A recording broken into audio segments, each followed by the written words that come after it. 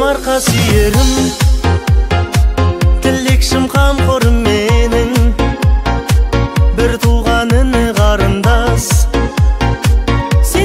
Менің атамның аты Шәріпқазы. Ауылымызда 40 жыл мал дәрігері болып қызмет еткен.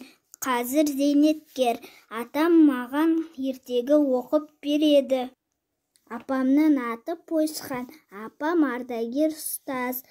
Қашықтықтан оқыту кезінде маған көп көмектеседі. Әкемнің аты Алмас. Әкем әскери қызметте болған. Қазір зейнеткер. Әкем Асқар Тауы, мақтанышым. Анамның аты Илья, әскери қызметкер. Ақылшым, көмекшім. Анамның дайындаған асы өте дәмді.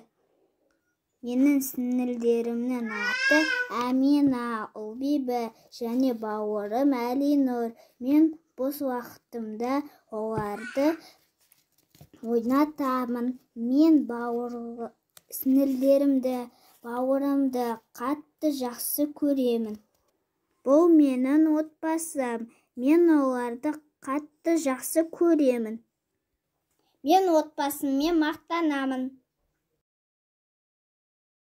Сендер сабақ оқып отырсыңдар ма? Сендерге мен қазір бір Абайдың қара сөзін айтып берейін.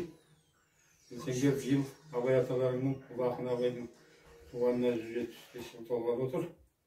Абай бір қара сөзінде былай дейді: осы қазақ Құдайдан бере көр, жарылқай көр деп не сұрайды дейді. Құдай сендерге бәрін берді ғой дейді.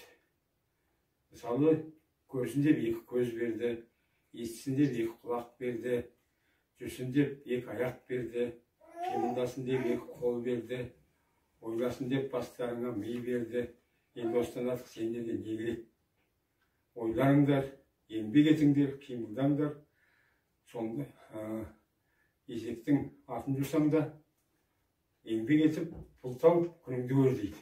Бұл деген сөз, мысалы сендердің қазіргі еңбектерің оқу, білім ал, ертең үлкен азамат боласыңдар. Еңбек деген осы. Сол үшін әзірден бастап жақсылап оқыңдар.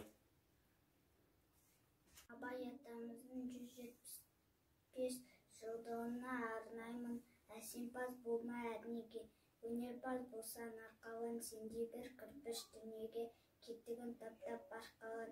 Ақырын жүріп анықпас, еңбегің кетпес талаға, ұстастық қылған жалықпас, үйретуден балаға. Желсіз түнде жарық-ай, сәулесі суда дірілдей, ауылдың жаны теңіз-ай, тасыған өзен гөрілдей, ауылдың жаны теңіз-ай, тасыған өзен гөрілдей.